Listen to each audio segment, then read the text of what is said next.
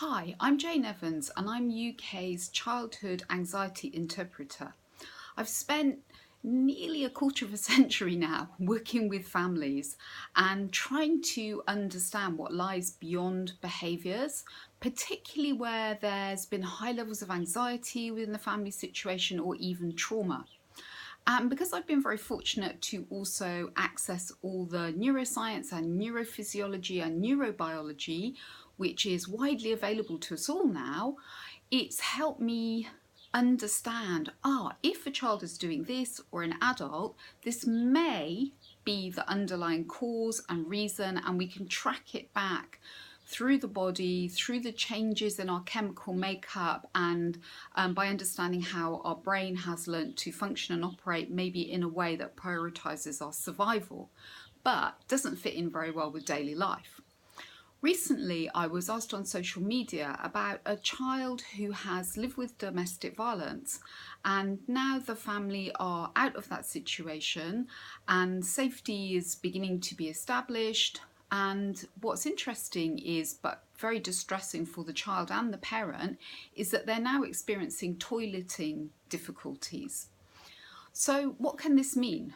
Well, what we do know is that when children are in stressful, difficult, unpredictable and chaotic, sometimes violent, or other situations, it could be even prolonged stay in hospital where they have to undergo lots of medical procedures.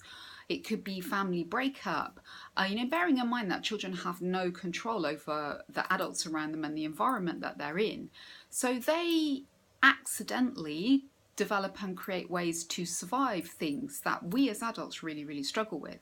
And that often means kind of locking a lot of tension and stress and fear and anxiety inside their whole body systems, which might get them through but is not a good coping strategy in the long run, because it will make them physically ill and they will often experience a lot of pain in their body and repeat illnesses and low immunity.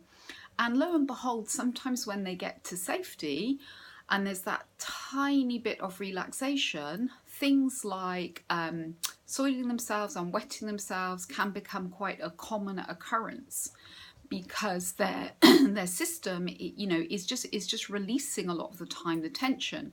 So it's either in fight flight, which means that we often evacuate things from our body that we don't need, because if we are in fight or flight away from a great big scary dinosaur, then we don't need wee and we don't need poo. So what would I advise?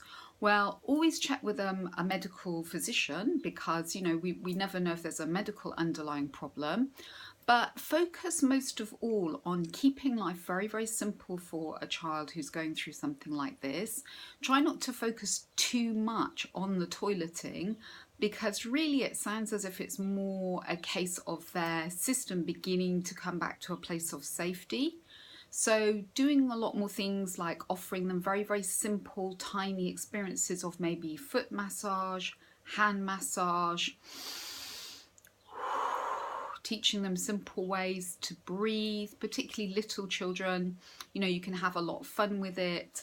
I'll put a link down below of a lovely video that there is on YouTube that shows different breathing for children. So really what you're after is trying to create safety inside the child, because they may never have experienced it. And then things like toileting problems, stomach pain, back pain, having low immunity, and many of the other ways that trauma and anxiety and stress show up in a child's body system slowly go away. And while you're doing that, also you need to really focus on it for yourselves. I hope that's helpful, and if you'd like to know more about the work that I do as UK's childhood anxiety interpreter, jump on my website, allthews.thejaneevans.com.